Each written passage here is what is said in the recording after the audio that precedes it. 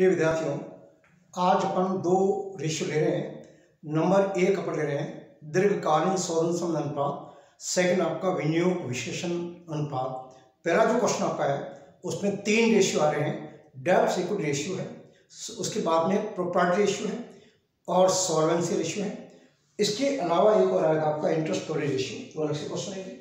Question आपका है, आपको दिया इसमें इक्विटी से कैपिटल 1 लाख रुपए, प्रेफरेंस से capital 50,000, general reserve 45,000, profit and loss account 30,000, 15% venture 75,000 रुपये, current liabilities 50,000, preliminary expenses prime की वेज कितनी संपत्ति है 10,000 रुपये, और फिक्स एसेट आपको दे रखी है 2 लाख रुपये, करंट एसेट आपको दे रखा है 1,40,000।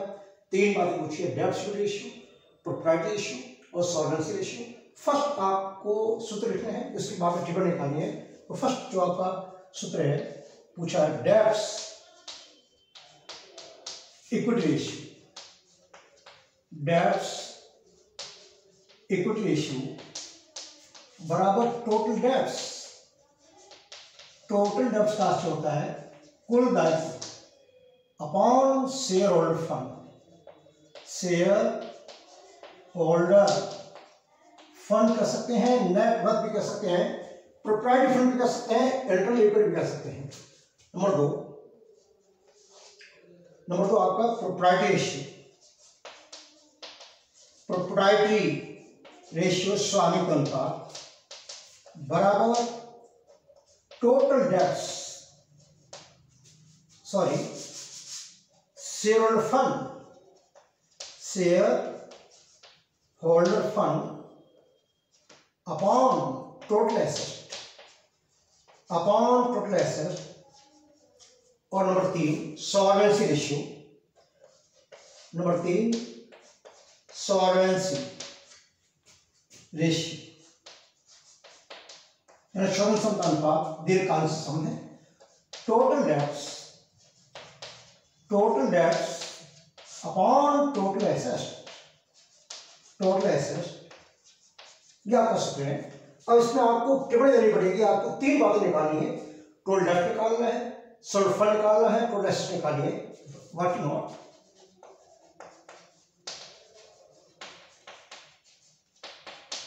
नंबर 1 शेयर होल्डर फंड में स्वामित्व अनुपात, स्वामित्व कोष शेयर होल्डर फंड की गणना। इसके दो अप्रोच है, इस क्वेश्चन में दो अप्रोच से निकाल सकते हैं। वही आएगा, एक मैं ले रहा हूं liabilities approach. According liabilities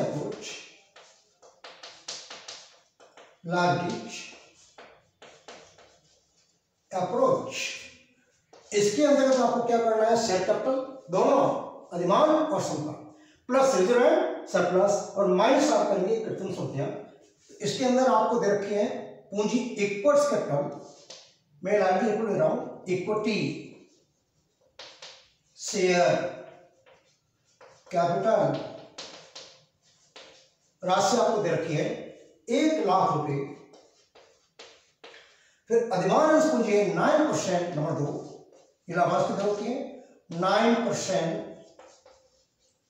preference share capital rupees आपको दे 50,000। फिर आपको दे जनरल रिजर्व, ये रिजर्व सब उसका पार्ट होता है, सामान्य संचय लाभ होता है।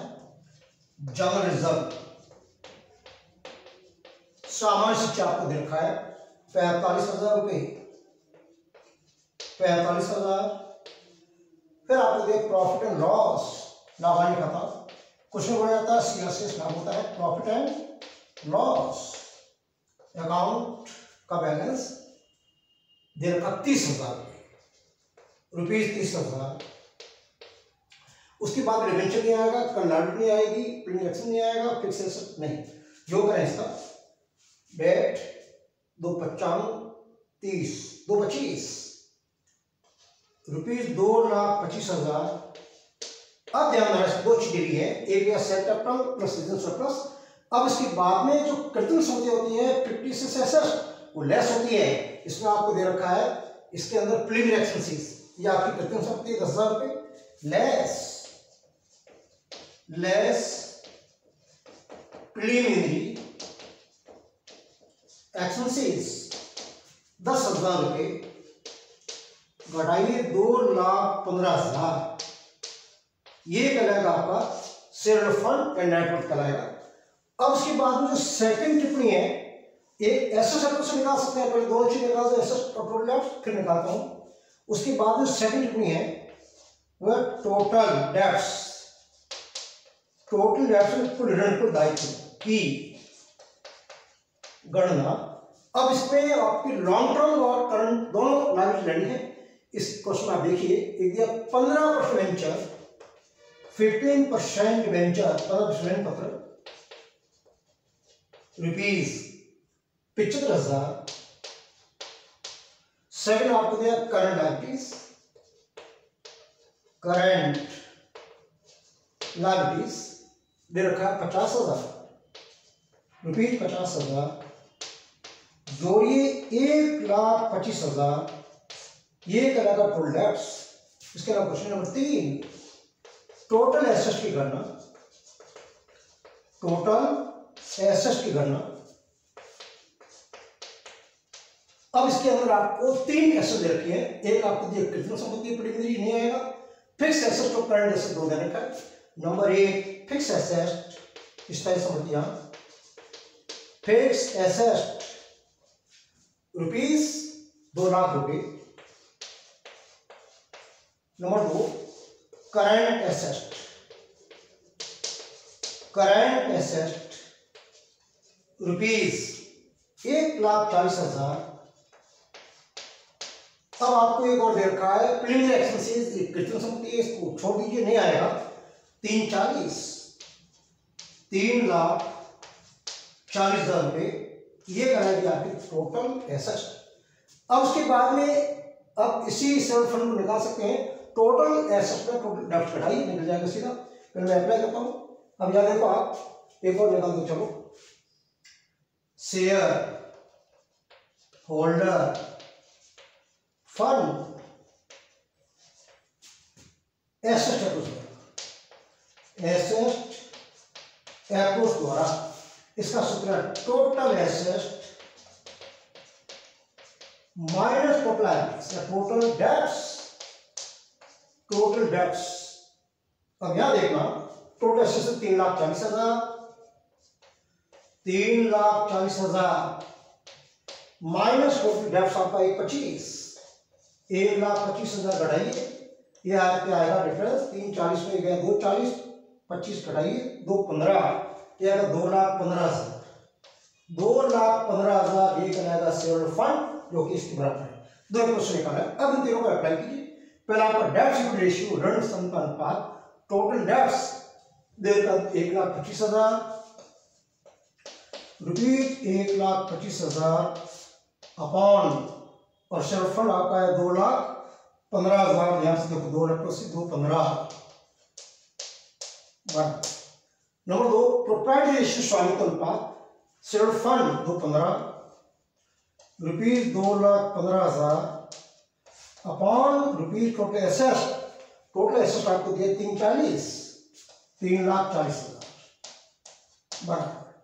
लास्ट नंबर 3 सॉल्वेंसी रेशियो, दीर्घकालीन क्षमता अनुपात आपको दिया है total debts upon total asset. Total debts आपको दे रखी है, टोटल डेब्ट्स आपका 1,25 रुपीज 1,25,000 अपॉन टोटल एसेट आपको दिए रुपीज 3,40। अब इसको अप्लाई कीजिए, इस तरीके से ये निकलेगी तीनों। फर्स्ट आपका है डेब्ट्स रेशियो। डेब्ट्स रेशियो के अंदर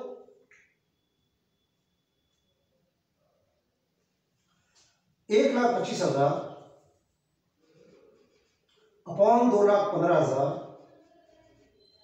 यह आएगा 0.58:1।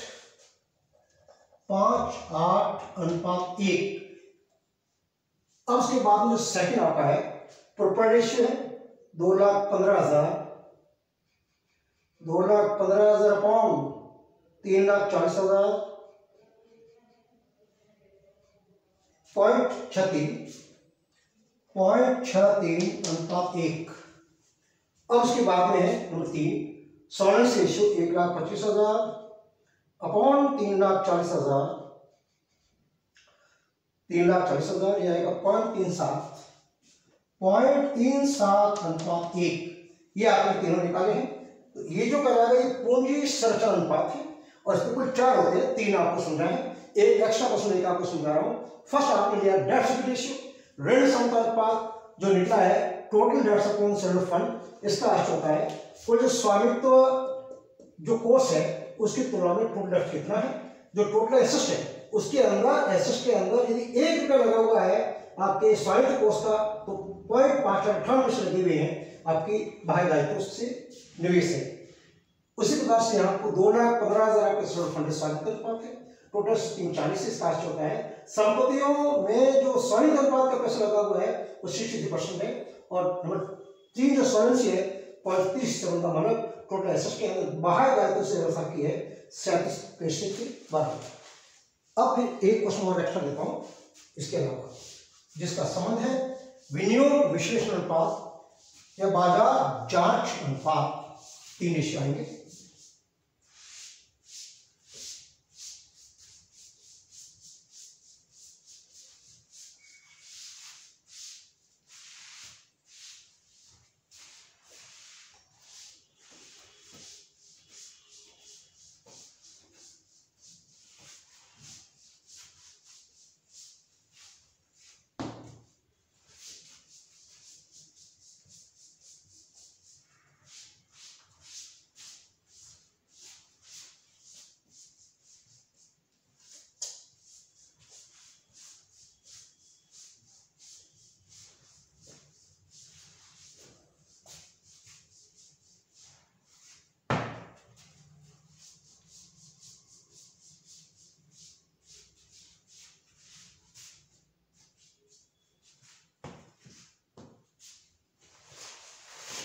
एक क्वेश्चन ले रहा हूं जो बाजार जांच अनुपात के संबंधित है, विनियोग विश्लेषण अनुपात जो अंशधारियों के लिए बहुत उपयोगी है।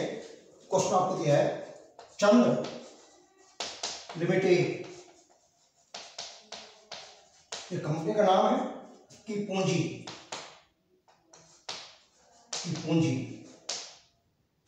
निम्नलिखित थी, निम्नलिखित थी 9% 30,000 प्रेफरेंस शेयर ऑफ ₹10 ईच, ये अमाउंट बनेगा आपका 3 लाख रुपए। 3 लाख रुपए आपको अधिमान अंश पूंजी आपको दे रखे हैं।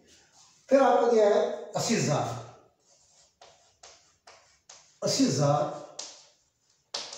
इक्विटी शेयर ऑफ ₹10 ईच, ये अमाउंट आपका आएगा 8 लाख रुपए। 8 लाख रुपए कुल पूंजी आपकी होगी 11 लाख रुपए। अन्य सूचनाएं या अतिरिक्त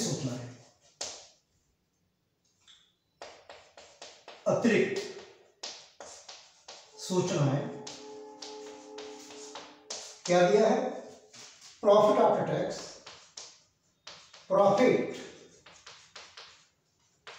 टैक्स 2,70,000।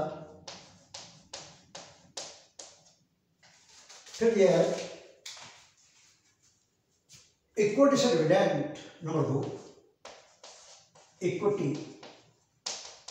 Share dividend 20%। अब उसके बाद में इसके अंदर आपको 3 बातें पूछी हैं।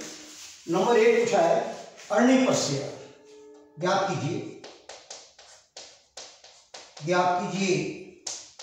Number 1 earning per share. प्रतिअंश अर्जन, इसको बोलते हैं ईपीएस।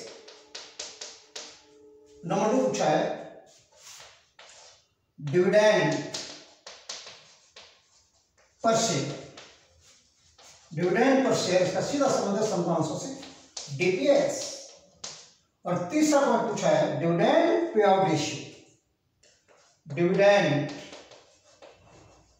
पे आउट रेशियो, पे आउट रेशियो यानी लाभांश भुगतान अनुपात। अब आप देखिए इसमें आपको इस सारी बातें दे रखी हैं, 2 पूंजियां हैं और प्रॉफिट आफ्टर टैक्स है और संतांश पूंजी पर 20% है, वो आपको लाभांश दे जाना है। अब यहां देखें, फर्स्ट आपको पूछा EPS. Number 1 earning per share, बोलते ईपीएस बराबर net profit after tax minus preference share dividend, अधिमांश अंशों के लाभांश को आपको घटाना है। उसके बाद जो लाभ बचेगा उसकी वर्धिकार होता है समताधारियों का, बराबर बटे number of equity share. Number of equity share. अब याद रखिए नेट प्रॉफिट आप इसने लिखा 2,70,000 रुपीज, 2,70,000 माइनस अधिमान पूंजी है 30,000, 10 की रेट से 3 लाख है, 3 लाख का 9% होती 27,000 minus 27,000 upon number of equity share 80,000 upon 80,000। ये आपका आएगा प्रति अंश कितना अमाउंट कमाया है प्रति अंश, 270 माइनस 27,000, यह अगर 2,43,000 upon number of share 80,000 upon 80,000।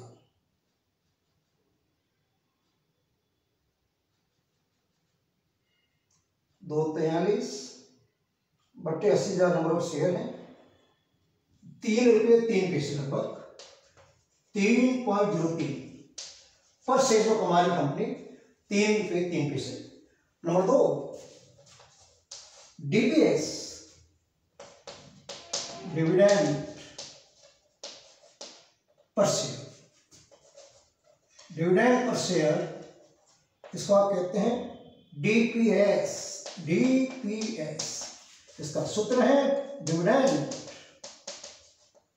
Paid to equity share holders. Equity share holders upon number of equity share. Number of equity share. अब डिविडेंड कितना दिया देखना, 80,000 इंटू 10 8 लाख पे है, 8 लाख का 20% 8 16 1,60,000 रुपये रुपीज 1,60,000 संतांशों पे 1,60,000 का लाभांश दिया गया। कैसे? इस पे दिया है जो लाभांश संतांशों के दर 20% है और कुल 8 लाख का 20% 1,60,000 अपॉन 80,000 है नंबर ऑफ शेयर 8 16 2 रुपये। एक अंश पे 2 रुपये का लाभांश दिया गया है। उसके बाद नंबर 3 यहां लिखता हूं, number 3 dividend pay out ratio.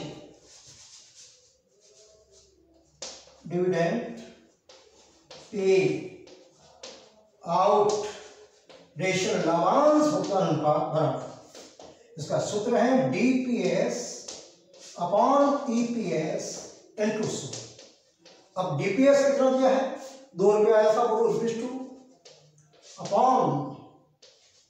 Upon rupees per share कमाया 3 रुपये 3 पैसे ईपीएस अर्निंग पर शेयर है इनटू 100, यानी 3 रुपये 3 पैसे में 2 रुपये दिया लाभांश, बाकी बचा 1 रुपया 3 पैसा जो कि रुपये का लाभ कहलाएगा, रिमेन प्रॉफिट कहलाएगा। 2/3.03 इंटू 100 यह 66%। 66 जितना कमाए पर शेयर उसका 66% है वो लाभांश के रूप में हिस्सेदारों को दे दिया। ये हमने कुल 3 आपने पढ़े हैं पूंजी संरचना अनुपात, 3 आपने पढ़े हैं विनियोग विश्लेषण अनुपात या बाजार जांच अनुपात, और ये जो 3 रेशियो है ये क्वेश्चन आपके तीनों है। और इसका जो संबंध है अंशधारी से होते हैं। अंशधारी है वो इसके आधार पर विश्लेषण करते हैं कि इस कंपनी के अंदर निवेश किया जाए या नहीं आदि। नेक्स्ट है अगले वीडियो पढ़ेंगे। धन्यवाद।